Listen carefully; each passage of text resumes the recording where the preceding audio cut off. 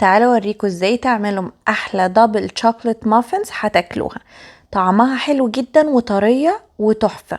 اول حاجه ان احنا ننخل كوبايتين الا ربع دقيق، وبعدين تضيفوا معلقه وربع صغيرين بيكنج صودا اللي هي بيكربونات الصودا، ونص معلقه او ربع معلقه ملح.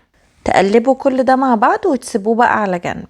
في بول تاني نضيف تنخلوا نص كوبايه كاكاو خام، وتحطوا لها، انا حطيت اسبريسو، بس انتوا ممكن لو تحبوا بدل ما تحطوا شوت اسبريسو زي ما انا عملت، ممكن تحطوا معلقه كبيره نسكافيه.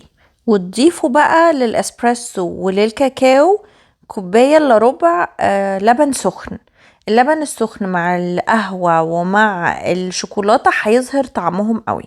تقلبوا بقى الكلام ده مع بعضه، وبعدين تضيفوا له نص كوبايه زيت او ربع كوباية زيت وربع كوباية زبدة سايحة. انا بحب استعمل ربع كوباية زيت وربع كوباية زبدة سايحة، بحس ان طعمها احلى، بس زي ما تحبوا ممكن تستعملوا نص كوباية زيت كاملة.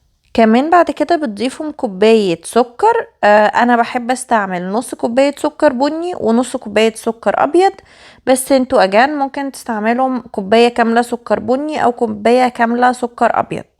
وتضيفوا كمان معلقة كبيرة فانيليا، وكوباية الا ربع كريمة حامضة. لو ما عندكوش كريمة حامضة تقدروا تستعملوا زبادي، وبيضة كبيرة تضيفوها، وتقلبوا كل ده مع بعضه.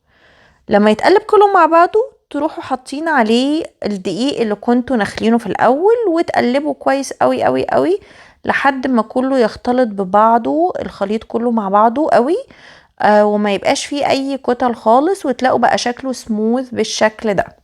لما بقى يختلط كده كويس تروحوا ضايفين له الشوكليت شيبس. كمية الشوكليت شيبس اللي تحطوها يعني up to you بقى زي ما تحبوا. كل ما هتزودوا الشوكليت شيبس هتحسوها عاملة زي الكيك اكتر. انا حطيت لها حوالي كوباية الا ربع كده شوكليت شيبس. تبدأوا بقى تحطوا العجينة في الصينية على حسب انتوا عايزين ايه. انا جربتها في الصغيرة وجربتها في الكبيرة، بس انا حبيتها اكتر بكتير في الكبيرة. بس برضو اجان زي ما تحبوا. انا لما عملتها في الصغيرة حطيت شوكليت شيبس اكتر، فكانت طعمها زي الكيك اكتر. لما حطيتها في الكبيرة قللت الشوكليت شيبس، حسيت ان طعمها احلى وطعمها مافن اكتر. بعد بقى ما تحطوا الخليط كله في الصينية تروحوا مزودين على الوش شوكليت شيبس زي ما انتوا شايفين، وتدخلوها الفرن. انا دخلتها فرن درجة حرارة 400 فهرنهايت اللي هي 200 سلسيوس. اخدت حوالي تلت ساعة تقريبا. بعد التلت ساعة تحطوا خلة السنان وتشوفوا هتطلع نظيفة ولا لا.